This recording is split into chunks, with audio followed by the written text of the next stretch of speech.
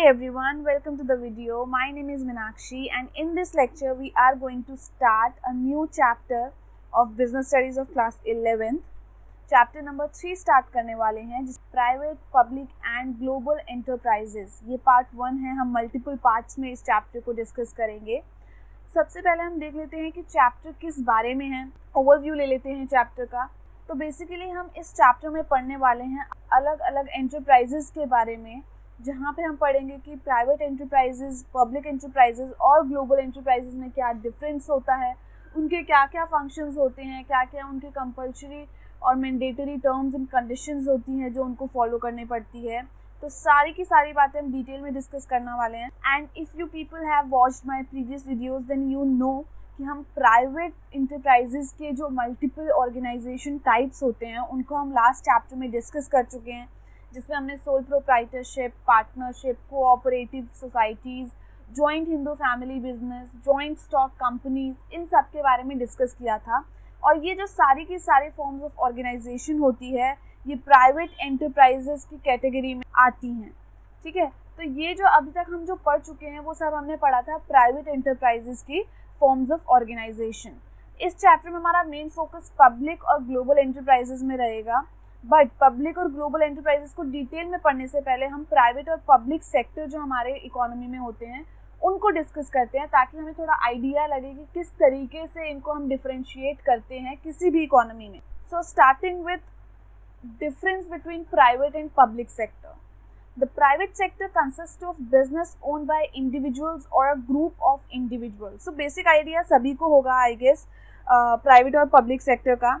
Public sector हम बोल देते हैं कि जो भी गवर्नमेंट के अंडर ऑर्गेनाइजेशंस होती हैं, जो भी गवर्नमेंट सेक्टर के अंडर ऑर्गेनाइजेशंस आती हैं, या फिर जो भी डिपार्टमेंट्स गवर्नमेंट सेक्टर के अंडर आते हैं, जो भी मिनिस्ट्रीज गवर्नमेंट सेक्टर के अंडर काम करती हैं, वो सारी की सारी जो है पब्लिक सेक्टर में आती हैं.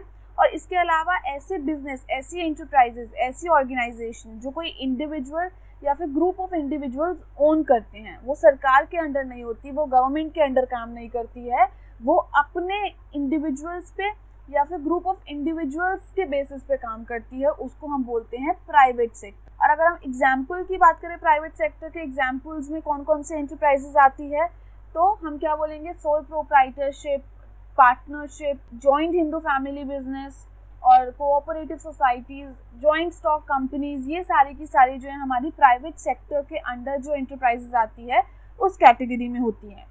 नाउ पब्लिक सेक्टर के बारे में हमें डिस्कस करना है इस चैप्टर में डिटेल में.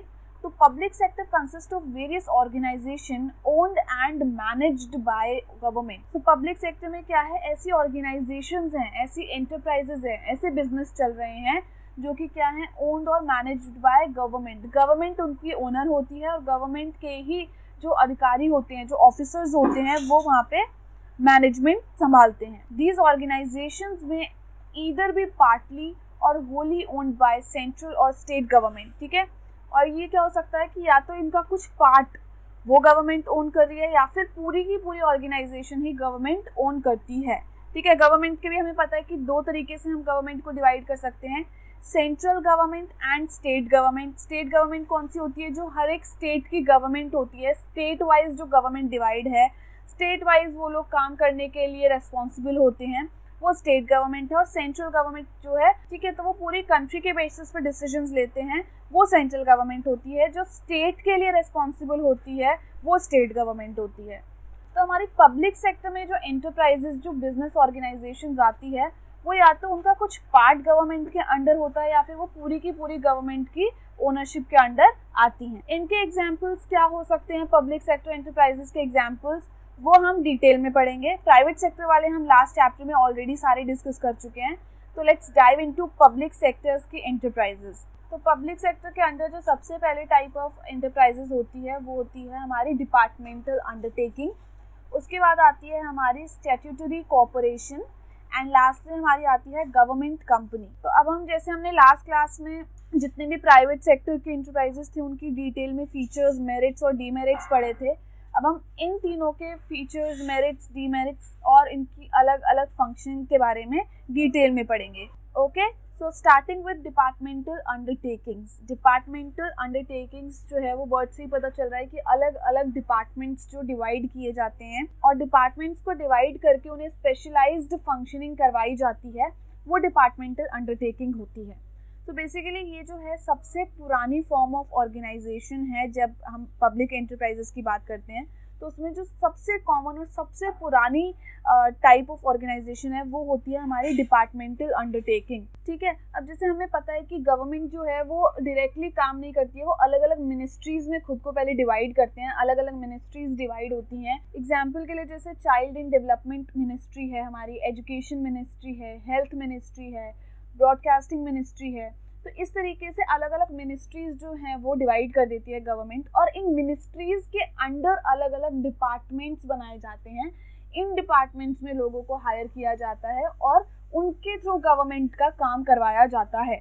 ठीक है ना, तो गवर्नमेंट जो है वो इन मिनिस्ट्रीज के अंडर जो डिपार्टमेंट्स होते हैं ना उनके थ्रू काम करती है। इसका मतलब गवर्नमेंट जो अपना फंक्शनिंग है या फिर कोई डिसीजन मेकिंग है या फिर कुछ भी लॉ पास करवाना है, लॉ को इम्प्लीमेंट करवाना है, तो ये सारे काम वो किसके थ्रू करवाती है? डिपार्टमेंटल अंडरटेकिंग्स के थ्रू करवाती है। मतलब जो उन्होंने डिपार्टमेंट्स बनाए हुए हैं उनके थ्रू वो अपना काम करवाती हैं। ठीक है, और ये जो सारे डिपार्टमेंट्स होते हैं ये गवर्नमेंट की बनाए हुए जो लॉज होते हैं, जो रूल्स होते हैं, जो रेगुलेशंस होते हैं, उनके हिसाब से काम करते हैं। इंडिपेंडेंट नहीं होते ये सारे डिपार्टमेंट्स। ये सारे डिपार्टमेंट गवर्नमेंट के हिसाब से, उसके रूल्स और रेगुलेशंस के हिसाब से काम करते हैं। तो पढ़ते हैं क्या है। These enterprises are established as departments of ministry and are considered part or an extension of ministry itself। जैसे कि हमने अभी डिस्कस किया कि जो अलग अलग मिनिस्ट्रीज होती है गवर्नमेंट की, वो अपने आप को क्या करती हैं? डिपार्टमेंट्स में डिवाइड कर लेती है, और ये डिपार्टमेंट्स जो होते हैं क्या करते हैं? ये एक्सटेंशन या फिर पार्ट होते हैं मिनिस्ट्री का। जैसे एजुकेशन मिनिस्ट्री के अंदर अलग अलग डिपार्टमेंट्स डिवाइड कर दिए, हेल्थ मिनिस्ट्री के अंदर अलग अलग डिपार्टमेंट्स डिवाइड कर दिए, और इस तरीके से हमारे गवर्नमेंट की जो भी रूल्स एंड रेगुलेशंस होते हैं, जो भी काम होते हैं, जो भी लॉज इम्प्लीमेंट होने होते हैं, वो सारे इस तरीके से इम्प्लीमेंट करवाए जाते हैं। ठीक है, और ये जो सारे काम होते हैं, ये मतलब जितने भी लोग इन डिपार्टमेंट्स में काम करते हैं, ये सब के सब क्या कहलाते हैं? गवर्नमेंट एम्प्लॉयज़ कहलाते हैं, जिसके लिए वो अलग अलग एग्जाम्स वगैरह, जो एंट्रेंस एग्जाम्स होते हैं, कंपेटिटिव एग्जाम्स होते हैं, वो सब दे के वो अपनी पोजीशन क्लियर करते हैं। ठीक है, तो ये जो सारे एम्प्लॉयज़ हैं ये गवर्नमेंट एम्प्लॉयज़ कहलाए जाएंगे, जो कि गवर्नमेंट के डिपार्टमेंट्स के अंदर गवर्नमेंट के लिए काम करते हैं, वो चाहे स्टेट गवर्नमेंट हो या फिर सेंट्रल गवर्नमेंट हो। ठीक है, स्टेट या सेंट्रल गवर्नमेंट दोनों में से किसी के भी अंडर काम कर सकते हैं, दोनों ही एम्प्लॉयज़ हमारे गवर्नमेंट एम्प्लॉयज़ कहलाते हैं। जैसे कि कोई रेलवेज में काम करता है, कोई एजुकेशन मिनिस्ट्री में काम करता है, कोई हेल्थ मिनिस्ट्री में काम कर रहा है, तो ये सारे के सारे हमारे क्या होते हैं? गवर्नमेंट एम्प्लॉयज़ होते हैं। तो फीचर्स पढ़ लेते हैं डिपार्टमेंटल अंडरटेकिंग्स के। सबसे पहला फीचर होता है फंडिंग, मतलब इसको फंडिंग कहाँ से मिलती है? ये जो डिपार्टमेंटल अंडरटेकिंग है वो फंड्स कहाँ से इकट्ठे करता है अपने?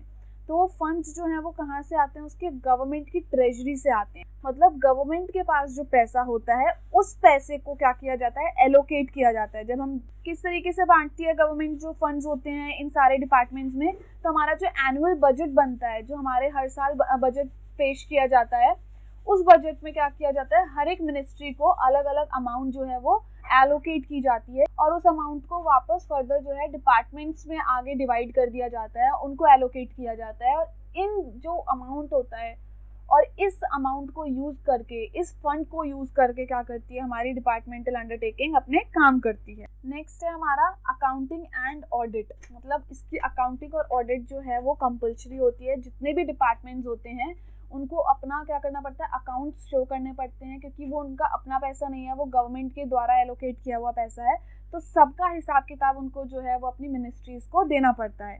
ठीक है, तो अकाउंटिंग और ऑडिट्स मतलब कि अपने अकाउंट शो करना और टाइम टू टाइम ऑडिट करवाना उनके लिए ज़रूरी होता है। नेक्स्ट है हमारा रिक्रूटमेंट एंड कंडीशंस। जहाँ तक रिक्रूटमेंट की बात की जाए तो जितने भी एम्प्लॉयज़ को रिक्रूट किया जाता है ये सब के सब गवर्नमेंट सर्वेंट्स कहलाते हैं।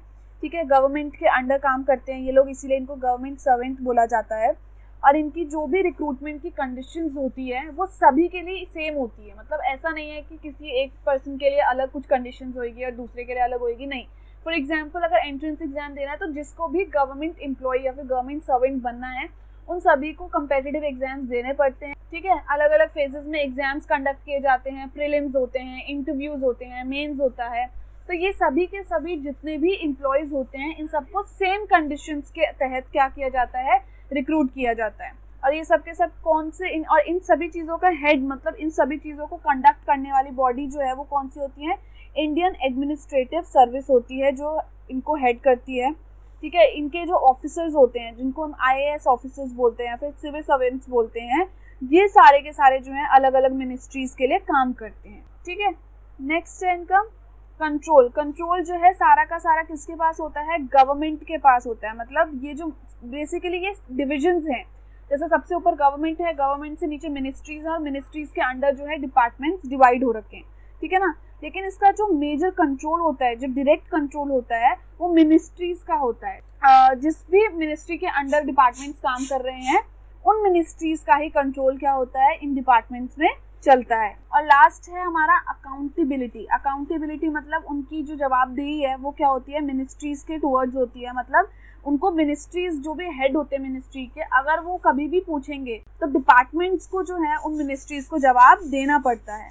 ठीक है, कि किस तरीके से वो मैनेज कर रहे हैं, किस तरीके से वो एक्टिविटीज़ कर रहे हैं, किस तरीके से वो फंड्स को यूज़ कर रहे हैं, किस तरीके से वो इम्प्लीमेंट कर रहे हैं, ये सारे के सारे जो भी डिटेल्ड इन्फॉर्मेशन होती है ये सब की सब उनको मिनिस्ट्रीज़ को प्रोवाइड करनी पड़ती है। ठीक है, तो ये 5 फीचर्स होते हैं डिपार्टमेंटल अंडरटेकिंग्स के। अब हम पढ़ते हैं कि उनके मेरिट्स क्या होते हैं। तो मेरिट्स में हम देख लेते हैं कि क्या फ़ायदे होते हैं किसी भी मिनिस्ट्री को या फिर गवर्नमेंट को, जो डिपार्टमेंट्स डिवाइड कर रहे हैं, तो इन डिपार्टमेंटल अंडरटेकिंग्स के क्या फ़ायदे हैं गवर्नमेंट को। तो सबसे पहला फ़ायदा क्या होता है, इफेक्टिव कंट्रोल। मतलब इनके थ्रू गवर्नमेंट क्या करती है, इफेक्टिवली कंट्रोल करने की कोशिश करती है। जो पार्लियामेंट होती है वो अपने काम जो है, अपने जो डिसीजंस है वो इफेक्टिवली इम्प्लीमेंट करवा पाती है, अपने जो डिसीजंस हैं वो इम्प्लीमेंट करवा पाती है इन डिपार्टमेंट्स की हेल्प से। नेक्स्ट है हमारा पब्लिक अकाउंटेबिलिटी। सबसे बढ़िया बात ये होती है कि जो भी डिपार्टमेंटल अंडरटेकिंग्स होती हैं इनको पब्लिक के टुवर्ड्स क्या होते हैं, आंसरेबल होते हैं, अकाउंटेबल होते हैं। इनको अपनी सारी डिटेल, सारी इन्फॉर्मेशन देनी पड़ती है। जैसे कि हम डिस्कस कर चुके हैं कि इनको बताना होता है कि इन्होंने जो इनको फंड्स दिए थे वो किस तरीके से यूज़ कर रहे हैं या फिर किस तरीके से डिसीजंस को इम्प्लीमेंट करवाया जा रहा है उनके लेवल पे। तो ये पब्लिक के टुवर्ड्स क्या होते हैं, अकाउंटेबल होते हैं। नेक्स्ट है income for the government. In enterprises के थ्रू क्या किया जाता है, गवर्नमेंट की इनकम को जनरेट किया जाता है। बेसिकली ये सोर्स ऑफ इनकम होते हैं गवर्नमेंट का। जब ये इफेक्टिवली अच्छे से काम करते हैं डिपार्टमेंट, तो जो भी ये लोग अर्न करते हैं वो गवर्नमेंट की ट्रेजरी में जाता है, वो गवर्नमेंट का इनकम हो जाता है। ठीक है, तो ये गवर्नमेंट की इनकम जनरेशन में क्या करते हैं, गवर्नमेंट की हेल्प करते हैं। और नेक्स्ट है हमारा नेशनल सिक्योरिटी। जहाँ पे भी नेशनल सिक्योरिटी की बात आएगी तो सबसे अच्छी तरीके से हम लोग जो है सुपरवाइज कर सकते हैं वो डिपार्टमेंट्स के थ्रू कर सकते हैं। ठीक है ना, मतलब जब भी आपको पता लगाना, अगर आप बहुत बड़े लेवल पे मिनिस्ट्रीज बना देंगे तो उनको रेगुलेट करना मुश्किल हो जाता है। लेकिन जब आप उन मिनिस्ट्रीज को फर्दर डिपार्टमेंट्स में डिवाइड कर देते हैं, हर एक डिपार्टमेंट्स के हेड होते हैं, हर एक हेड के नीचे मल्टीपल एम्प्लॉयज़ काम करते हैं और अलग अलग हायरार्की में काम करते हैं, तो ऐसे में जो कंट्रोल होता है वो इजी हो जाता है। नेशनल सिक्योरिटी करना जो हो जाता है वो एफिशिएंट तरीके से आप कर सकते हैं। मतलब नेशनल सिक्योरिटी का मतलब ये है कि नेशन के अगेंस्ट कुछ भी ऐसा काम ना किया जाए। ठीक है ना, और अगर ऐसा काम हो रहा है जिससे नेशन को जो है लॉस हो सकता है या फिर उसको हार्म पहुंच सकता है तो उसको वहीं पे पकड़ा जाए और रोका जाए। तो ऐसे में सुपरविजन और कंट्रोल जो है वो होना ज़रूरी है। और ये जो सुपरविजन और कंट्रोल है ये हम किसके थ्रू इस्टेब्लिश कर सकते हैं, अपनी डिपार्टमेंटल अंडरटेकिंग्स के थ्रू इस्टेब्लिश कर सकते हैं। तो ये 4 मेरिट्स हैं किसी भी डिपार्टमेंटल अंडरटेकिंग के। सबसे पहले इनके थ्रू इफेक्टिवली कंट्रोल किया जाता है। ये लोग पब्लिक के लिए अकाउंटेबल होते हैं। अगर पब्लिक को कोई भी इंफॉर्मेशन चाहिए इन डिपार्टमेंट्स के रिगार्डिंग, इनकी वर्किंग के रिगार्डिंग, इनके फंड्स के यूजेज के रिगार्डिंग, तो ये पब्लिक के लिए अकाउंटेबल होते हैं। इनको अपनी डिटेल्स प्रोवाइड करवानी पड़ती है। थर्ड है कि ये लोग सोर्स ऑफ इनकम होते हैं गवर्नमेंट के लिए। इनके थ्रू जो इनकम जनरेट होती है वो गवर्नमेंट की इनकम होती है और गवर्नमेंट की ट्रेजरी में जाती है। और लास्टली नेशनल सिक्योरिटी के लिए काम करने में जो है सबसे इफेक्टिव तरीके से काम कर सकते हैं अगर डिपार्टमेंट्स में डिवाइड कर दिया जाए, क्योंकि जैसे ही डिपार्टमेंट्स में डिवाइड करते हैं तो आप इफेक्टिवली कंट्रोल कर सकते हैं। आप उनको क्या कर सकते हैं, इवैल्यूएट कर सकते हैं, उनकी वर्किंग देख सकते हैं, उनकी डिसीजन मेकिंग पावर देख सकते हैं। इसीलिए आप नेशन के फेवर में क्या कर सकते हैं, इफेक्टिवली काम कर सकते हैं। तो नेशनल सिक्योरिटी में भी जो है हमारे डिपार्टमेंटल अंडरटेकिंग्स काफ़ी अच्छी और एडवांटेजेस होती है। अब हम डिस्कस कर लेते हैं कि इनकी लिमिटेशंस क्या क्या होती है। सबसे पहली लिमिटेशन है रिजिडिटी। रिजिड होने का मतलब है जो चीज़ फ्लेक्सिबल नहीं होती, जो चीज़ जैसी है बिल्कुल वैसी ही रहती है, उसमें कुछ भी चेंजेस करना क्या होता है, बहुत ही मुश्किल होता है या फिर ना के बराबर होता है। ठीक है, अब क्योंकि ये लोग जो हैं, जो गवर्नमेंट के द्वारा बताए गए टर्म्स हैं, कंडीशंस हैं या फिर काम करने का तरीका है, उसी तरीके से काम करते हैं, तो यहाँ पे क्या होती है, रिजिडिटी होती है। दैट इज इनके वर्किंग का तरीका बिल्कुल भी फ्लेक्सिबल नहीं होता। ऑन द स्पॉट अगर कुछ काम करना पड़े या फिर कोई भी डिसीजन लेना पड़े तो वो पॉसिबल नहीं हो पाता, क्योंकि गवर्नमेंट की तरफ से जो प्रोसेस फॉलो करने को कहा गया होगा, वो ही प्रोसेस फॉलो करना इनके लिए ज़रूरी है। ठीक है, तो सबसे पहली लिमिटेशन है रिजिडिटी। उसके बाद आता है हमारा डिपेंडेंट डिसीजंस।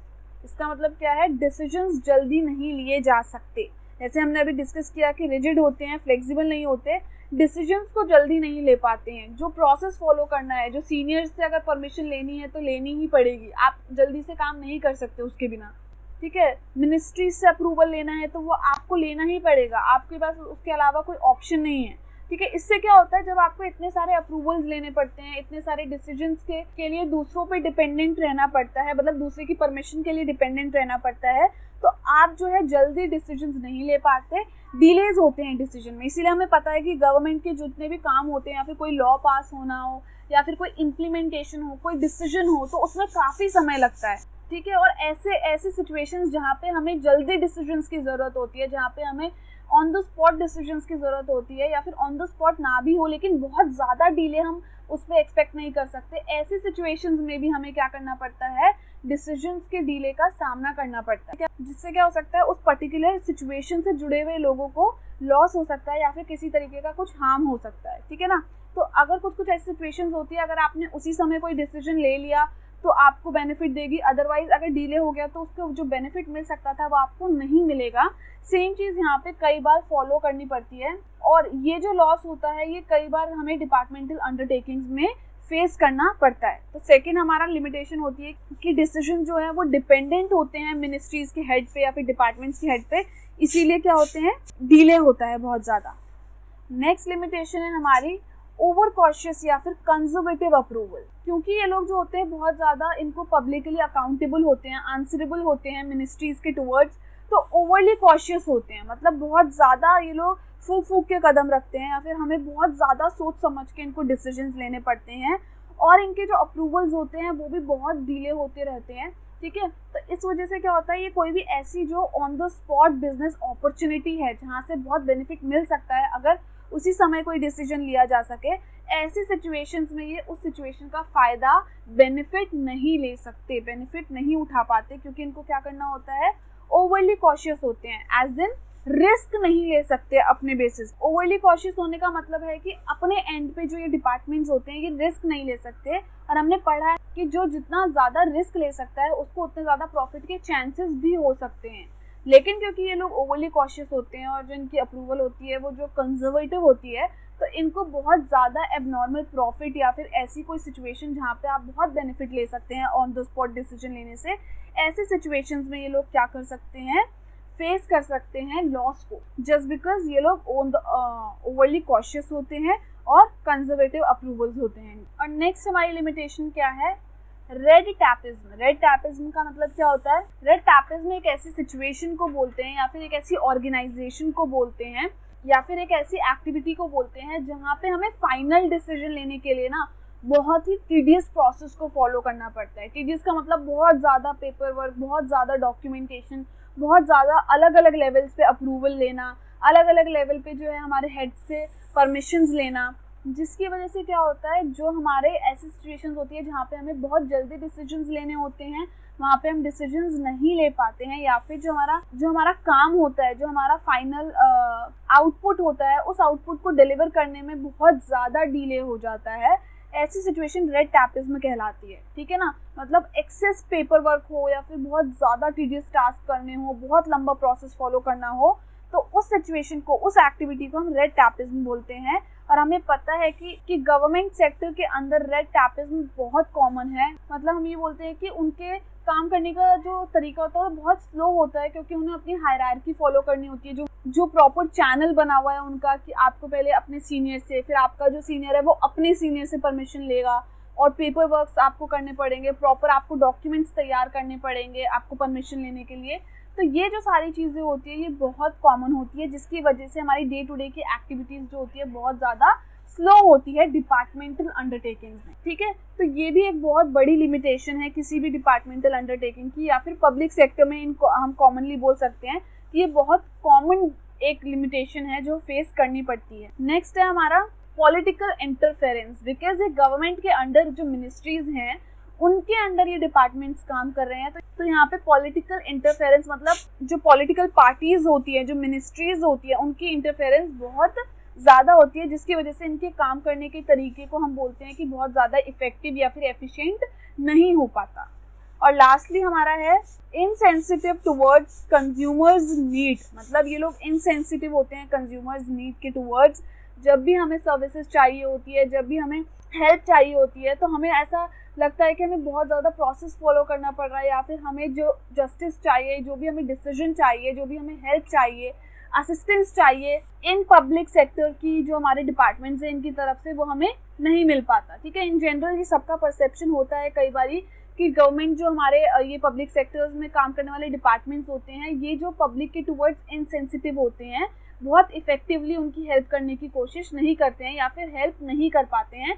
इस वजह से हम क्या बोल रहे हैं कि कंज्यूमर्स की नीड्स को जो है पूरा नहीं कर पाते हैं। ठीक है, प्रॉपर या फिर एडुकेट अप्रोप्रिएट जो सर्विसेज इन्हें प्रॉपर हमें प्रोवाइड करवानी चाहिए वो ये प्रोवाइड नहीं करवा पाते हैं, और ये भी एक बहुत बड़ी लिमिटेशन होती है पब्लिक सेक्टर में डिपार्टमेंटल अंडरटेकिंग्स की। ठीक है, तो हम हमने डिपार्टमेंटल अंडरटेकिंग के बारे में डिस्कस कर लिया कि उसके फीचर्स क्या हैं, मेरिट्स क्या हैं और डीमेरिट्स क्या हैं और लिमिटेशंस क्या हैं। अब हम सेकंड टाइप ऑफ हमारी जो पब्लिक ऑर्गेनाइजेशन होती है, पब्लिक एंटरप्राइजेज होती है, उसको डिस्कस करेंगे, जिसको हम बोलते हैं स्टैट्यूटरी कॉर्पोरेशंस। तो ये जो स्टैट्यूटरी कॉर्पोरेशंस होती है, ये होती तो गवर्नमेंट या फिर पब्लिक सेक्टर का ही पार्ट है, लेकिन इनको किसी स्पेशल एक्ट के तहत जो है एग्जिस्टेंस में लाया जाता है। इन कॉर्पोरेशंस को पर्टिकुलर एक स्पेशल एक्ट पास किया जाता है पार्लियामेंट में, और जब वो एक्ट पास हो जाता है तब जाके हमारी ये जो स्टैट्यूटरी कॉर्पोरेशंस हैं ये एग्जिस्टेंस में आती हैं। ठीक है, तो डेफिनेशन के हिसाब से देखते हैं, statutory corporations are public enterprises brought into existence by a special act of parliament. The act defines its powers and functions, rules and regulations governing its employees. वो क्या बोल रहे हैं कि उसी एक्ट के तहत, जिस एक्ट के तहत इसको एग्जिस्टेंस में लाया जाता है, उसी एक्ट में क्या क्या इसके जितनी भी पावर्स होती है, जो इसको काम करने हैं, जो फंक्शंस परफॉर्म करने हैं, क्या रूल्स और रेगुलेशंस फॉलो करने पड़ेंगे इसके एम्प्लॉयज़ को, और किस तरीके से इनका रिलेशन स्टैब्लिश किया जाएगा गवर्नमेंट के डिपार्टमेंट्स के साथ, ये सब का सब इस एक्ट में मेंशन होता है। तो जिस स्पेशल एक्ट के तहत इसको एग्जिस्टेंस में लाया जाता है, उस एक्ट में इसकी पावर्स, इसके फंक्शंस, रूल्स, रेगुलेशंस, इसका गवर्नमेंट के दूसरे डिपार्टमेंट्स के साथ रिलेशन, ये सारी चीज़ें उसमें अच्छे से डिफाइन की जाती हैं। ठीक है, तो इसके फीचर्स भी देख लेते हैं। सबसे पहला फीचर होता है इसका जो सेटअप जो होता है, मतलब इसकी जो एग्जिस्टेंस होती है वो हम पढ़ चुके हैं किसके हिसाब से होती है। जो स्पेशल एक्ट पास किया जाता है पार्लियामेंट में, जिसमें इसके सारे पावर्स, जितनी भी फंक्शनिंग है, इसके एम्प्लॉयज़ की फंक्शनिंग है, इसका रिलेशन जो है दूसरे डिपार्टमेंट्स के साथ, तो वो सब कुछ वहीं पे मेंशन किया जाता है। तो इसकी एग्जिस्टेंस जो है, इसका सेटअप जो है वो डिपेंड करता है उस पार्लियामेंट के एक्ट पे जो कि इसकी फंक्शनिंग को डिफाइन करता है। सेकेंड है इसकी ओनरशिप किसके हाथ में होती है। तो इसकी ओनरशिप जो होती है वो स्टेट के, मतलब जिस स्टेट के लिए ये स्टैट्यूटरी बॉडी काम कर रही है वो इसके ओनर्स होते हैं। इसका मतलब ये है कि इस टाइप की कॉरपोरेशन से मिलने वाला जो भी प्रॉफिट है, जो भी इनकम है, वो सारी की सारी स्टेट के ट्रेजर में जाती है। ठीक है, और इसके साथ ही साथ अगर प्रॉफिट उनके पास जा रहा है तो लॉस भी उन्हीं को बेयर करना पड़ता है। थर्ड है कैन सू एंड बी सूड, मतलब इसलिए क्या कर सकते हैं क्योंकि ये लीगल बॉडी होती है और पार्लियामेंट में एक्ट के तहत एग्जिस्टेंस में आती है, इसीलिए क्या कर सकती है, किसी के खिलाफ केस दर्ज भी कर सकती है और कोई इसके खिलाफ भी केस दर्ज कर सकता है। दोनों ही केसेस हो सकते हैं। ठीक है, जैसे हम पहले पढ़ चुके हैं कि जैसे हमारी कंपनी थी वो अपने नाम पे प्रॉपर्टी खरीद सकती थी, किसी के अगेंस्ट केस कर सकती थी, किसी के साथ कॉन्ट्रैक्ट कर सकती थी, उसी तरीके से हमारे जो स्टैट्यूटरी कॉर्पोरेशन होते हैं वो क्या कर सकते हैं, किसी के खिलाफ केस कर सकते हैं या फिर अपने नाम पे प्रॉपर्टी खरीद सकते हैं, कॉन्ट्रैक्ट कर सकते हैं, तो कोई और बंदा इसके खिलाफ केस भी कर सकता है।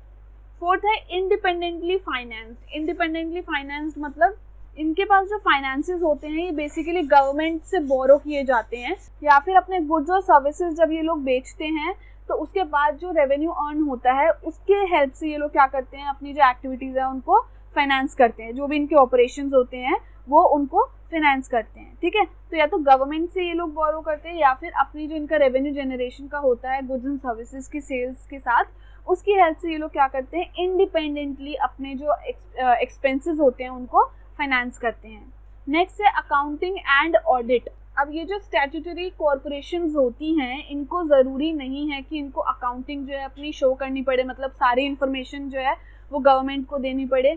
इवन जब एनुअल बजट बनता है तो उनमें इन कॉरपोरेशंस के लिए जो है स्पेसिफिक बजट जो है एलोकेट नहीं होता। ठीक है ना, तो इनकी जो अकाउंटिंग और ऑडिट होती है वो सेंट्रल गवर्नमेंट के अंडर नहीं आती है, एज इन कि इनको अपनी इंफॉर्मेशन जो होती है वो प्रोवाइड नहीं करवानी पड़ती। नेक्स्ट है टाइप ऑफ एम्प्लॉयमेंट, किस तरीके की एम्प्लॉयमेंट ये लोग प्रोवाइड करवाते हैं। बेसिक इन कॉरपोरेशंस में काम करने वाले जो एम्प्लॉयज़ होते हैं वो गवर्नमेंट सर्वेंट नहीं कहलाते, मतलब वो गवर्नमेंट के अंडर काम नहीं करते हैं, उनके बनाए हुए रूल्स और रेगुलेशंस के हिसाब से काम नहीं करते हैं। इनके हिसाब से जो यहाँ कॉरपोरेशंस के एम्प्लॉय किस तरीके से काम करेंगे ये उस एक्ट में लिखा होता है, जिस एक्ट की हेल्प से ये जो पर्टिकुलर स्टैट्यूटरी कॉरपोरेशन है वो एग्जिस्टेंस में आई होगी, उस एक्ट में ये सारी चीज़ें लिखी होगी कि इसके एम्प्लॉयज़ किस तरीके से काम करेंगे और किस तरीके से वो अपने डे टू डे के फंक्शंस परफॉर्म करें। ठीक है, तो ये 6 फीचर्स होते हैं किसी भी स्टैट्यूटरी कॉरपोरेशन के। अब इसके मेरिट क्या क्या होते हैं। सबसे पहला मेरिट है इसका इंडिपेंडेंट फंक्शनिंग। इंडिपेंडेंट फंक्शनिंग मतलब ये सेंट्रल गवर्नमेंट के अंडर नहीं होते, स्टेट गवर्नमेंट के अंडर ये लोग काम करते हैं। सेंट्रल गवर्नमेंट के रूल्स और रेगुलेशन से ये लोग क्या करते हैं, ये कॉरपोरेशंस फ्री होते हैं। ठीक है, तो इसीलिए इनमें जो है फ्लेक्सिबिलिटी ज़्यादा होती है, जो इनकी फंक्शनिंग होती है वो ज़्यादा फ्लेक्सिबल होती है डिपार्टमेंटल अंडरटेकिंग से, क्योंकि ये लोग जो गवर्नमेंट की रेगुलेशंस हैं उनसे फ्री होते हैं। ठीक है, तो इसीलिए यहाँ पे इंडिपेंडेंट फंक्शनिंग होती है। नेक्स्ट है गवर्नमेंट इंटरफेरेंस। यहाँ पे जो है गवर्नमेंट की इंटरफेरेंस भी कम होती है। जब हम डिपार्टमेंटल अंडरटेकिंग्स के बारे में पढ़ रहे थे तो हमने पढ़ा था कि वहाँ पे गवर्नमेंट की इंटरफेरेंस होती है क्योंकि वो मिनिस्ट्रीज़ के अंडर काम करते हैं, लेकिन ये डायरेक्टली गवर्नमेंट के अंडर काम नहीं करते, तो यहाँ पे गवर्नमेंट की इंटरफेरेंस भी क्या होती है, रिलेटिवली कम होती है। ठीक है, तो इनके जो भी फाइनेंशियल मैटर्स होते हैं, इनकी जो इनकम होती है, एक्सपेंसेस होते हैं, क्या बोरो कर रहे हैं, ये सारी चीज़ों में गवर्नमेंट का इंटरफेरेंस नहीं होता। ये अपने बेसिस पे डिसीजन लेते हैं और उनके हिसाब से ये अपना काम करते हैं। नेक्स्ट है हमारा own policies and procedure. Again इनका जो काम करने का तरीका होता है वो इनका अपना होता है, मतलब ये खुद की अपनी पॉलिसीज़ बनाते हैं, खुद अपने प्रोसेस और प्रोसीजर्स डिफाइन करते हैं। गवर्नमेंट नहीं बताती कि क्या रूल्स और रेगुलेशन या फिर क्या प्रोसेस इनको फॉलो करना है अपने काम को कंप्लीट करने के लिए, ये अपनी पॉलिसीज़ खुद बनाते। ठीक है, हाँ, लेकिन थोड़ा सा एक ओवरव्यू जो है इनके काम करने के तरीके का जो ओवरव्यू है वो एक्ट में डिफाइन हो सकता है, लेकिन जो पॉलिसीज और प्रोसीजर्स होते हैं वो इनके खुद के होते हैं। ठीक है, और ये भी हो सकता है कि अपने कोई भी डिसीजन को फाइनलाइज करने से पहले इनको किसी एक पर्टिकुलर मिनिस्ट्री से परमिशन लेना पड़े, लेकिन ऐसी सिचुएशन जो है वो क्लियरली उनके एक्ट में डिफाइंड होती है। अगर एक्ट में डिफाइंड होगी तो हो सकता है कि इनको किसी मिनिस्ट्री से अपने अप्रूवल लेने पड़े, अदरवाइज ये लोग क्या कर सकते हैं, अपनी खुद की पॉलिसीज और प्रोसीजर्स फ्रेम कर सकते हैं। ठीक है, और नेक्स्ट है हमारा इकोनॉमिक डेवलपमेंट। बहुत ज़्यादा इंपॉर्टेंट रोल प्ले करती है स्टैट्यूटरी कॉरपोरेशंस इकोनॉमिक डेवलपमेंट में, क्योंकि इनके पास क्या होता है, इनके पास पावर होती है, मतलब इनके पास सपोर्ट होता है गवर्नमेंट का, और इनकी फंक्शनिंग जो होती है वो काइंड ऑफ प्राइवेट एंटरप्राइजेस की तरह काम करती है। तो ये जो ऑन द स्पॉट अपॉर्चुनिटीज़ होती हैं वो ग्रैब कर सकते हैं, जो बेनिफिट्स ले सकते हैं वो ये लेने की कोशिश करते हैं। इस तरीके से इकोनॉमिक डेवलपमेंट में भी हेल्प करते हैं। तो इनको पावर मिलती है गवर्नमेंट से और इनके काम करने का तरीका होता है काइंड ऑफ प्राइवेट एंटरप्राइजेस की तरह। तो ये लोग इकोनॉमिक डेवलपमेंट में एक मेजर रोल प्ले करते हैं। ठीक है, तो ये 4 मेरिट्स होते हैं हमारे स्टैट्यूटरी कॉरपोरेशंस के। अब इनकी लिमिटेशंस क्या होती हैं। सबसे पहले लिमिटेशन है मेनी रूल्स एंड रेगुलेशंस, मतलब ये अपनी पॉलिसीज़ और प्रोसीजर्स का जो फ्रेमवर्क है वो खुद बनाते हैं, लेकिन इसके लिए क्या होता है, इनको बहुत ज़्यादा रूल्स और रेगुलेशंस भी फॉलो करने पड़ते हैं। डिपार्टमेंटल अंडरटेकिंग की कंपैरेटिवली ये लोग फ्लेक्सिबल होते हैं, बट बहुत ज़्यादा फ्लेक्सिबिलिटी इनको भी प्रोवाइड नहीं की जाती है। वो कंपैरेटिवली फ्लेक्सिबल हो सकते हैं, ये हम बोल सकते हैं। ठीक है, लेकिन कुछ भी डिसीजन लेने से पहले उनको भी बहुत सारे रूल्स और रेगुलेशंस को ध्यान में रखना पड़ता। नेक्स्ट है हमारा इंटरफेरेंस इन मेजर डिसीजंस, मतलब जो इनका जो मेजर डिसीजंस होते हैं, जो डे टू डे के डिसीजंस होते हैं, ये तो अपने बेसिस पे ये लोग ले लेते हैं, अपने एंड पे ले लेते हैं स्टैट्यूटरी कॉर्पोरेशन के एम्प्लॉयज़ या फिर उनके हेड्स, लेकिन जो मेजर डिसीजंस होते हैं उसमें पॉलिटिकल पार्टीज या फिर गवर्नमेंट का इंटरफेरेंस होता है। ठीक है, फ्रीडम एंजॉय करते हैं ये अपने डे टू डे की एक्टिविटीज़ में, लेकिन मेजर डिसीजंस में इनको क्या करना पड़ता है, किसी पर्टिकुलर मिनिस्ट्री या फिर गवर्नमेंट या फिर किसी पॉलिटिकल पार्टी का इंटरफेरेंस फेस करना पड़ता है। ठीक है, ऐसे डिसीजंस यहाँ पे बहुत ज़्यादा फंड्स जो हैं वो इन्होंने लगाए हों कहीं पे, या फिर बहुत ज़्यादा एक्सपेंसेस इन्होंने इनकर किए हों कहीं पे, तो ऐसे डिसीजंस में इनको दूसरे की जो इंटरफेरेंस होती है वो फेस करनी पड़ सकती है। ठीक है, नेक्स्ट है करप्शन। जो स्टैट्यूटरी कॉर्पोरेशन होती है इसमें जो मोस्ट कॉमन हमें लिमिटेशन देखने को मिलती है वो है करप्शन। करप्शन का मतलब क्या है कि अपने फेयर तरीके से जो भी एक्टिविटीज़ होती हैं, जो भी डिसीजन मेकिंग होती है, वो फेयर तरीके से ना कर पाना ही करप्शन होता है। ठीक है ना, मतलब अनएथिकल तरीके से कोई भी डिसीजन, कोई भी एक्टिविटी या फिर कोई भी लॉ इम्प्लीमेंट करवाना करप्शन का पार्ट माना जाता है। तो जनरल पब्लिक को जो है वो स्टैट्यूटरी कॉर्पोरेशंस की तरफ से करप्शन को फेस करना पड़ता है। ठीक है, वहाँ के जो एम्प्लॉयज़ होते हैं वो करप्ट तरीके से भी काम करते हैं, सारे नहीं होते और ज़रूरी नहीं है कि हर एक स्टैट्यूटरी कॉर्पोरेशन में ऐसा ही हो, बट इन जनरल ऐसा लिमिटेशंस फेस करनी पड़ती है। ठीक है, और नेक्स्ट है हमारा फ्रीडम। तो जब भी किसी एक्ट के तहत जो है किसी भी स्टैट्यूटरी कॉर्पोरेशन को एग्जिस्टेंस में लाया जाता है, तो गवर्नमेंट की तरफ से जो है कुछ एडवाइज़र्स जो हैं वो उनको प्रोवाइड किए जाते हैं। एडवाइज़र्स बेसिकली वो होते हैं जो कि उनकी जो एक्टिविटीज़ होती है ना उन पर निगरानी रखते हैं, या फिर उनकी डिसीजन मेकिंग पावर को जो है वो मैनिपुलेट कर सकते हैं, उनके डिसीजंस को मैनिपुलेट कर सकते हैं, और इस वजह से जो होती है इनकी फ्रीडम जो होती है वो भी बहुत डिस्टर्ब होती रहती है।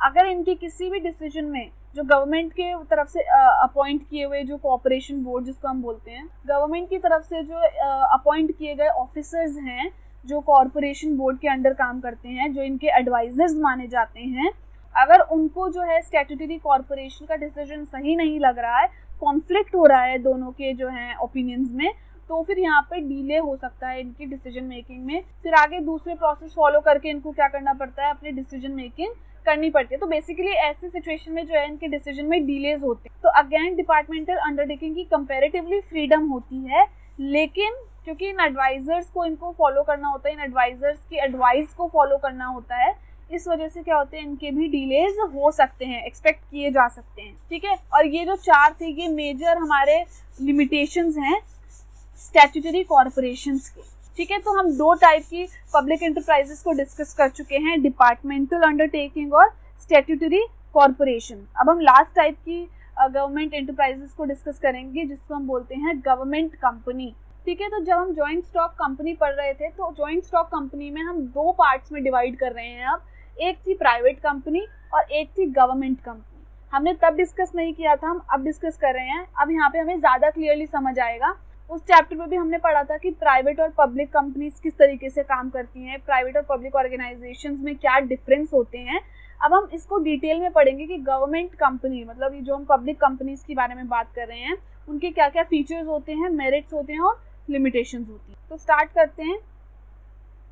A government company means any company in which not less than 51% of the paid up capital is held by the central government or by any state government or partly by central government and partly by one or more state governments and includes a company which is subsidiary of a government company. Basically क्या बोल रहे हैं हम parts में समझेंगे कि क्या definition है। गवर्नमेंट कंपनी किसी भी ऐसी कंपनी को हम बोल सकते हैं जहाँ पे 51% जो हमारी ओनरशिप है, जो पेड अप कैपिटल है, वो सेंट्रल गवर्नमेंट के अंडर होती है। मतलब जो 51% ओनरशिप होती है वो या तो सेंट्रल गवर्नमेंट के अंडर होगी या फिर किसी भी स्टेट के अंडर भी हो सकती है, तब भी वो गवर्नमेंट कंपनी कहलाएगी, या फिर आधा पार्ट उसका सेंट्रल गवर्नमेंट के अंडर हो और आधा किसी भी स्टेट गवर्नमेंट के अंदर हो। कोई भी ऐसी सिचुएशन हो, मतलब 51% जो ओनरशिप है वो या तो पूरी की पूरी सेंट्रल गवर्नमेंट के अंडर हो या पूरी की पूरी किसी स्टेट के अंडर हो या फिर थोड़ी सी सेंट्रल गवर्नमेंट के अंदर और थोड़ी सी स्टेट गवर्नमेंट के अंडर हो, तब भी इसको क्या माना जाएगा, गवर्नमेंट कंपनी माना जाएगा। या फिर इसको क्या बोला जाए, कोई भी सब्सिडरी होती है गवर्नमेंट कंपनी की, सब्सिडरी मतलब कोई भी पार्ट होता है गवर्नमेंट कंपनी का तो वो भी पब्लिक सेक्टर के अंडर ही इंक्लूड किया जाता है। और ये जो डेफिनेशन है गवर्नमेंट कंपनी की, ये हम किसके हिसाब से बोल रहे हैं? ये हम कंपनीज एक्ट 2013 के हिसाब से बोल रहे हैं। कंपनीज एक्ट 2013 में गवर्नमेंट कंपनी की ये डेफिनेशन हमें बताई गई है। जो मेजर डिफरेंस होता है किसी गवर्नमेंट कंपनी में और other types of public enterprises में, चाहे वो डिपार्टमेंटल अंडरटेकिंग हो या फिर स्टैट्यूटरी कॉर्पोरेशन हो, जो मेजर डिफरेंस होता है वो ये होता है कि गवर्नमेंट कंपनीज जो हैं वो उनका जो मोटिव होता है वो बिजनेस करना है। बिजनेस करना एज एन इनकम जनरेट करना, प्रॉफिट अर्न करना, बेनिफिट्स लेना, ये इनका क्या होता है? प्राइमरी मोटिव होता है। मतलब ये लोग प्योर बिजनेस कर रहे हैं। ये लोग कंपनी, जैसे हमारी डिपार्टमेंटल अंडरटेकिंग्स थी, मिनिस्ट्रीज के अंडर काम करते हैं, उनका जो मोटिव होता है वो प्रॉफिट अर्न करना नहीं होता। उनका मोटिव होता है जो पब्लिक की हेल्प कर सकें, पब्लिक की जो डे टू डे की नीड्स होती हैं उनको फुलफिल किया जाए, उसके टुवर्ड्स जो होती है हमारी डिपार्टमेंटल अंडरटेकिंग काम करती है। लेकिन जो ये गवर्नमेंट कंपनीज होती है ये प्योर बिजनेस करती हैं, इनका जो मोटिव होता है वो प्रॉफिट अर्निंग होता है। और यही पॉइंट जो है वो मेजर डिफरेंस होता है किसी भी गवर्नमेंट कंपनी में और दूसरी टाइप की पब्लिक एंटरप्राइजेज में। ठीक है, तो गवर्नमेंट कंपनी के फीचर्स क्या क्या होते हैं? सबसे पहले इसके फॉर्मेशन की बात अगर हम करें तो ये जो है कंपनीज एक्ट 2013 के अंडर जो भी रूल्स और रेगुलेशंस हैं उनके तहत क्या की जाती है? फॉर्मेशन होती है इनकी। कंपनीज एक्ट 2013 के अंडर जो है इसकी सारे रूल्स, रेगुलेशन, फॉर्मेशन, फंक्शनिंग, ये सारी की सब कुछ डिफाइन होता है। ठीक है। सेकंड है कैन सू, मतलब कि ये भी अगेन किसी के अगेंस्ट केस फाइल कर सकते हैं। और इसी के साथ साथ कोई दूसरा पर्सन या फिर दूसरी जो बॉडी है वो भी गवर्नमेंट कंपनी के अगेंस्ट जो है केस फाइल कर सकते हैं, ये भी अपनी। ठीक है। और इसी से जुड़ा नेक्स्ट है कि ये लोग कि गवर्नमेंट कंपनी भी अपने नाम पे प्रॉपर्टी अक्वायर कर सकती है। जैसे हमने पढ़ा है कि कंपनीज इन जनरल जो है कॉन्ट्रैक्ट में आ सकती है, प्रॉपर्टी खरीदी जा सकती है कंपनी के नाम पे। तो गवर्नमेंट कंपनी का भी ये फीचर होता है कि ऐसी कंपनीज भी जो है प्रॉपर्टी अपने नाम पे अक्वायर कर सकती है। नेक्स्ट है रेगुलेशन। जो भी गवर्नमेंट कंपनी में काम करने का तरीका है, जो रूल्स है और रेगुलेशंस हैं, वो हम बोल चुके हैं कि कंपनीज एक्ट 2013 के अंडर डिफाइन होते हैं। उस एक्ट के अंदर जो जो भी रूल्स और रेगुलेशंस होंगे उन रूल्स और रेगुलेशंस को फॉलो करते हुए कंपनी को काम करना होता है। Next is recruitment. रिक्रूटमेंट किस तरीके से की जाती है? वही रूल्स और रेगुलेशंस जो डिफाइंड होते हैं, उन रूल्स और रेगुलेशंस में जिस प्रोसेस के हिसाब से इनको हायरिंग के लिए बोला गया होगा, रिक्रूटमेंट के लिए बोला गया होगा, जैसे ही इनको वहाँ से ऑर्डर्स मिले होंगे उस हिसाब से इनकी रिक्रूटमेंट प्रोसेस को फॉलो किया जाता है। और नेक्स्ट है फंड्स। फंड्स जो होते हैं वो इनके कहाँ से मिलते हैं? इनको गवर्नमेंट की तरफ से मिलते हैं। इनके जो फंड्स होते हैं, क्योंकि इनका जो मेजर पार्ट होता है, जो मेजर ओनरशिप होती है, 51% ओनरशिप जो होती है वो गवर्नमेंट के अंडर आती है। तो इस वजह से इसके जो फंड्स भी हैं वो मेजरली कहाँ से आते हैं? गवर्नमेंट से आते हैं। ठीक है ना। ऑल्दो कैपिटल मार्केट में अपने शेयर्स को बेच के ये लोग फंड्स रेज कर सकते हैं, लेकिन मेजर ओनरशिप जो होती है, 51% ओनरशिप जो होती है वो गवर्नमेंट के अंडर होती है। ठीक है। और नेक्स्ट है मेरिट्स। मेरिट से पहले जो है एक और इसमें फीचर होता है गवर्नमेंट कंपनी का, वो ये होता है कि इनके जो अकाउंट्स और ऑडिट्स होते हैं, इनके लिए इनको ऑडिटर अपॉइंट करे जाते हैं। जो सेंट्रल गवर्नमेंट होती है वो ऑडिटर अपॉइंट करती है गवर्नमेंट कंपनीज में। इनके जितने भी अकाउंट्स होते हैं, जितने भी इनके एक्सपेंसेस होते हैं या फिर जितनी भी इनकी इनकम होती है, उन सब की इंफॉर्मेशन जो है वो एनुअल बेसिस पे रिपोर्ट तैयार करके जो है पार्लियामेंट में भेजी जाती है, वहाँ पे शो की जाती है, वहाँ पे प्रेजेंट होती है। ठीक है ना। तो ये एक और फीचर है जो यहाँ पे मेंशन नहीं है, बट ये होता है कि इनके अकाउंट्स और जो ऑडिट्स होते हैं उसके लिए इनके लिए ऑडिटर अपॉइंट किया जाता है। ठीक है, वो एक और है, वो ऐड कर लेना। ठीक है। तो गवर्नमेंट कंपनी के क्या क्या एडवांटेजेस होते हैं? तो सबसे पहला एडवांटेज ये होता है कि जो इसकी फॉर्मेशन होती है वो दूसरी पब्लिक एंटरप्राइजेस के मुकाबले जो होती है ईजी होती है। ईजी का मतलब इसके लिए कोई अलग से एक्ट पास नहीं करना पड़ता। ठीक है, जैसे स्टैट्यूटरी कॉर्पोरेशन के लिए हमें अलग से स्पेशल एक्ट पास करना पड़ता है, वैसे गवर्नमेंट कंपनी की फॉर्मेशन के लिए कुछ नहीं करना पड़ता। यहाँ पे जो भी कंपनीज एक्ट में मेंशन्ड रूल्स और रेगुलेशंस है या फिर जो भी प्रोसेस है, सिंपली उस प्रोसेस को फॉलो करके इसकी फॉर्मेशन की जा सकती है। ठीक है। तो दूसरी पब्लिक एंटरप्राइजेस के कंपैरेटिवली इसकी फॉर्मेशन क्या होती है? ईजी होती है। नेक्स्ट एडवांटेज होता है गवर्नमेंट कंपनी का कि ये सेपरेट लीगल एंटिटी होती है। सेपरेट लीगल एंटिटी मतलब ये गवर्नमेंट का पार्ट नहीं होती, गवर्नमेंट के अकॉर्डिंगली काम नहीं करती है या फिर गवर्नमेंट को प्लीज करने के लिए काम नहीं करती है, ये जो होती है सेपरेट लीगल एंटिटी होती है, गवर्नमेंट से अलग माना जाता है, ठीक है, मतलब पब्लिक सेक्टर का पार्ट माना जाता है, लेकिन गवर्नमेंट के लिए काम करे ऐसा जरूरी नहीं है, ठीक है। और इसीलिए गवर्नमेंट के अकॉर्डिंग, मतलब गवर्नमेंट को प्लीज करने के लिए काम करे ये भी जरूरी नहीं होता। इसीलिए क्या होता है, इसका ये एडवांटेज होता है कि ये सेपरेट लीगल एंटिटी होती है, गवर्नमेंट से अलग होती है। नेक्स्ट है इसका एडवांटेज कि ऑटोनोमस डिसीजंस होते हैं। ऑटोनोमस डिसीजन मतलब ये होता है कि गवर्नमेंट से डिसीजन नहीं इसके फाइनलाइज करवाए जाते, जबकि यहाँ की जो मैनेजमेंट बॉडी होती है वो बिजनेस की इन्वायरमेंट को देखकर अकॉर्डिंगली डिसीजंस लिए जाते हैं। ऑटोनोमस डिसीजन होते हैं, गवर्नमेंट कंपनी अपने हिसाब से डिसीजन लेती है, ना कि गवर्नमेंट के प्रेशर में आके डिसीजन लिए जाते हैं, ठीक है। और लास्ट इसका एडवांटेज क्या होता है, कंट्रोल होता है इसका मार्केट पे। कंट्रोल क्यों होता है, क्योंकि जो गवर्नमेंट कंपनीज होती है वो अपने गुड्स और सर्विसेज जो हैं वो रीजनेबल प्राइसेस में जनरल पब्लिक अवेलेबल करवाते हैं, और इस वजह से क्या होता है, ज़्यादातर लोग जो होते हैं वो इनके जो भी गुड्स और सर्विसेज होते हैं उनको खरीदने में इंटरेस्टेड होते हैं, क्योंकि वो कंपैरेटिवली कम प्राइसेस में, रीजनेबल प्राइसेस में अवेलेबल होते हैं, ठीक है ना।